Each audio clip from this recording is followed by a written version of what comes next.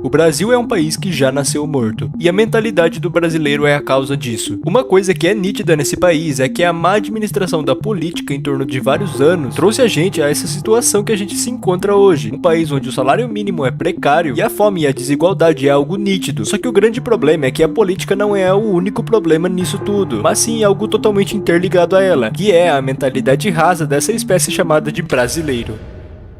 De boa? E apoio? Cadê o pai dessa criatura? Tá preso. Aonde? No presídio de Recife, Cotel. Hotel? E qual foi o crime? Nesse vídeo eu fiz uma pesquisa nem tão detalhada assim pra te provar que o problema do Brasil é o brasileiro. Eu juntei alguns fatos que eu vi na internet, mas o que eu descobri no final vai te deixar de queixo caído. E sim, você vai entender o meu propósito com esse vídeo. Ou pelo menos eu espero. O nosso país tem tantas variações e diferenças culturais e por partes isso causa uma rixa entre os brasileiros, isso por não saberem lidar com as diferenças do outro, e isso já é motivo de discussão e brigas eternas na internet, principalmente quando o assunto é opinião política. A maioria das pessoas não consegue entender como que a outra pessoa pensa de forma diferente dela, só que um dos motivos disso acontecer está ligado a um dos fatos mais humilhantes que o brasileiro tem que aceitar, que é o QI médio do Brasil. Fazendo uma pesquisa rápida no Google, a gente percebe que o QI médio do nosso país é 83, e o motivo disso ser tão humilhante é que macacos já foram testados e comprovadamente já tem mais de 90 pontos de QI. Isso significa que praticamente metade dos brasileiros tem um nível de inteligência menor do que alguns primatas. E sim, dá pra se dizer que isso explica muita coisa. O Brasil está emburrecido. Como é que você quer que a democracia dá certo? Não tem como. Aí você pega e dá Você o sabia título que de tem eleitor pra um macaco monte de que gente tem QI emburrecida. 90? Hã? Sabia que tem eu macaco vi. que tem QI de 90? Eu vi isso aí também. 72 na África, o QI. Pra você ter uma democracia, você tem que ter um mínimo de capacidade cognitiva de entender entre o bom e o ruim, o certo e o errado. Então tentaram fazer democracia na África várias vezes. O que acontece? Um ditador toma tudo, toma conta de tudo e o povo O Brasil tá desse jeito. Lula chegou na presidência e o povo burro, picanha, cerveja.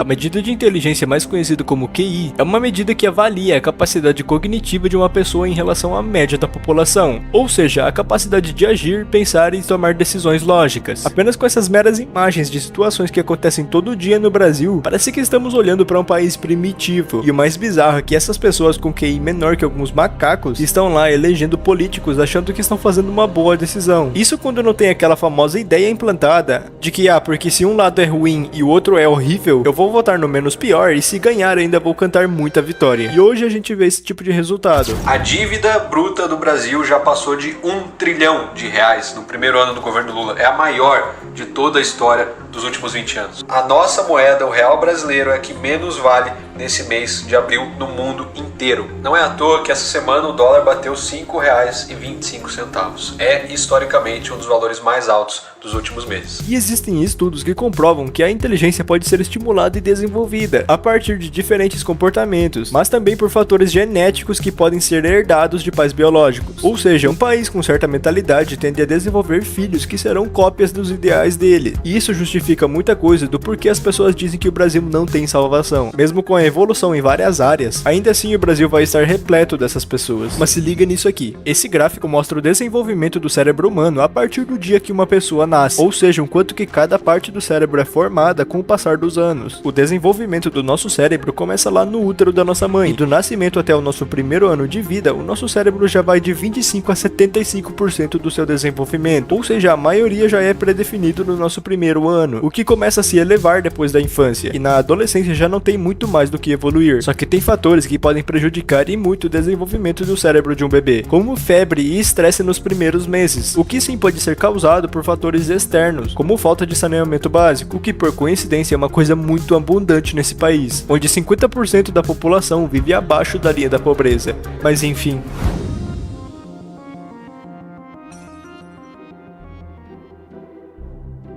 Nitidamente a maioria das pessoas tem dificuldade de raciocínio, e dá pra se concluir que isso não é culpa delas. Isso que é mais bizarro, não dá pra condenar essas pessoas por isso, porque já nasceram com essa tendência de serem burras, por fatores externos e biológicos. O que dá pra realmente condenar é essa cultura boçal do Brasil, de que podemos viver de festa e farra todos os dias, e isso é implantado no cérebro do brasileiro, mas ainda assim isso é assunto para um outro vídeo. No final é uma situação que não é uma coincidência. Se o Brasil é um país fadado ao fracasso, é por causa da mentalidade do nosso povo, uma coisa que é muito difícil de ser mudada por fatores biológicos, fora a questão do saneamento. Além de que são essas pessoas que vão decidir o futuro da política, que é o que controla todo o nosso Brasil. Não dá pra gente dizer que o brasileiro em si são pessoas burras, porque a grande parte do nosso país é constituída por pessoas honestas e trabalhadoras. Mas embora tudo isso, a parte que mais ressalta são os erros que o brasileiro comete. E com tantos fatos, a gente consegue perceber que as pessoas ignorantes, ou como são chamadas de burras, não carregam necessariamente uma culpa em cima disso, porque são afetados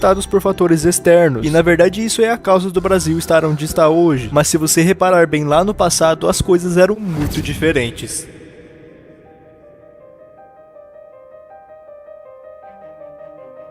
O Brasil há 20 anos atrás era visto como uma potência mundial, com capacidade de se tornar uma das maiores do mundo. Isso visto por países do exterior, que já reconheciam isso naquela época. Todos diziam que o Brasil só não seria uma das maiores potências se o pior das hipóteses acontecesse. Essa aqui é a capa da revista The Economist de 2009, uma revista gringa que tem uma extrema relevância, mostrando que o Brasil estava com uma capacidade gigantesca de decolar e de ser uma das maiores potências mundiais. E se pararmos para pensar, isso realmente era algo bem provável.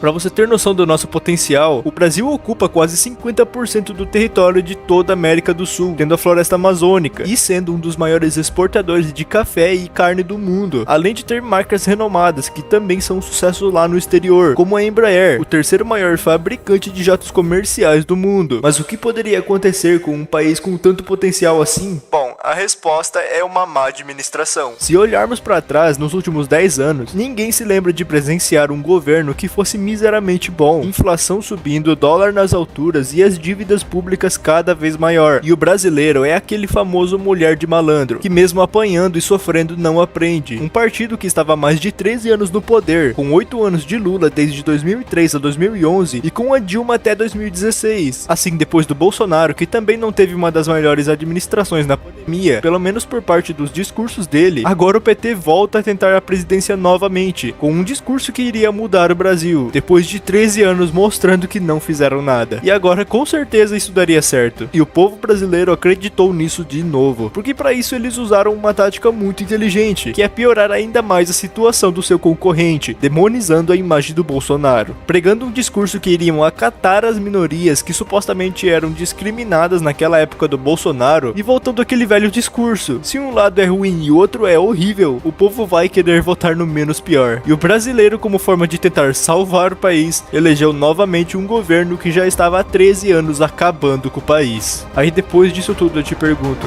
será mesmo que a gente chegou até onde eles estavam imaginando?